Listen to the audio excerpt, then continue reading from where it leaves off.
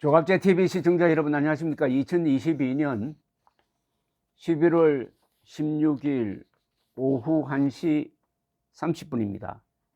오늘 우크라이나에 인접한 폴란드 동부 국경지대에 미사일이 떨어져 가지고 두 사람이 죽었습니다. 그럼 이 미사일이 어디서 날아왔느냐가 이제 문제인데 아주 긴박하게 움직였습니다. 오늘 특히 인도네시아 발리에서 G20 정상회의가 열리고 있었으므로 거기서 아주 신속하게 대응을 했습니다.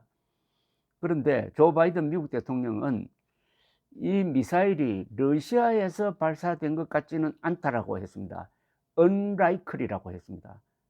바이든 대통령은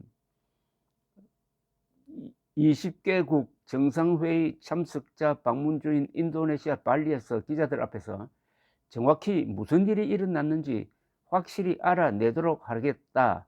그런 후에 다음 조치를 판단할 것이라고 했습니다. 이게 러시아에서 발사되었는지에 대해서는 그에 반하는 예비적 정보가 있다. 그게 아니라는 예비적 정보가 있다. 확정된 건 아니라는 겁니다.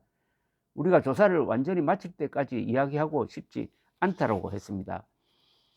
다만 궤적을 보았을 때 러시아에서 발사된 것 같지는 않다고 했습니다. 앞서 폴란드 외교부는 그 전날 오후 3시 40분쯤 우크라이나 국경 부근의 프로제워도우 마을에 미사일이 떨어져 2명이 사망했다고 발표를 했습니다. 안제이 두다 폴란드 대통령은 기자들에게 러시아 제1 가능성이 높지만 누가 발사했는지 결정적인 증거는 없다라고 했습니다. 그런데 폴란드는 나토 회원국입니다. 폴란드에 대한 공격은 나토 전체에 대한 공격으로 간주됩니다. 그래서 러시아가 발사한 미사일로 확인되면은 그 다음 조치가 취해져야 합니다. 나토는 보통 북대서양 조약기구라고 알려져 있는데 이 조약에서 제일 중요한 게 제5조입니다. 나토 회원국에 대한 공격은 전체에 대한 공격으로 간주한다. 그래서 공동 대응한다 이렇게 되는 거죠.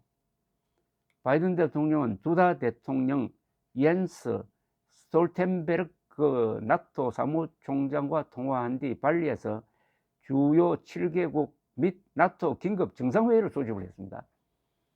바이든 대통령은 기자들에게 두다 대통령 나토 사무총장과의 협의 내용을 이 G7 및 나토 정상들과 공유했다고 밝히면서 참석한 정상들 간에 폴란드의 조사를 지지하자는 완전한 만정 절치가 이루어졌다고 말했습니다. 상당히 이성적으로 대응을 하고 있습니다. 결과를 보고 이게 어디서 날라왔는지 결과를 보고 하겠다. 이게 러시아제라고 해가지고 러시아에서 날라왔다고 볼 수가 없습니다. 러시아제를 러시아제 무기를 쓰는 나라가 구동구권 국가에서 많습니다. 뭐 추측을 한다면은 러시아제일 가능성도 있고 더구나 최근에 계속 미사일로 우크라이나의 공업시설 특히 전력시설을 때리고 있는데 오늘 또 한 100발을 쐈다 그럽니다. 미사일을 100발. 그게 조금 빗나가서 폴란드에 떨어졌을 가능성도 있고 그 다음에 러시아제 미사일을 갖고 있던 나라에서 오발을 했을 수도 있습니다. 그런데 이 미사일이니까 탄도를 추적을 했을 것 같아요. 나토 국가 중에 어느 나라가 그럼 그걸 분석하면 나오는데 바이든 대통령이 러시아가 쏜 것 아니라고 이야기한 것은 상당히 신뢰가 가는 정보라고 판단이 됩니다. 감사합니다.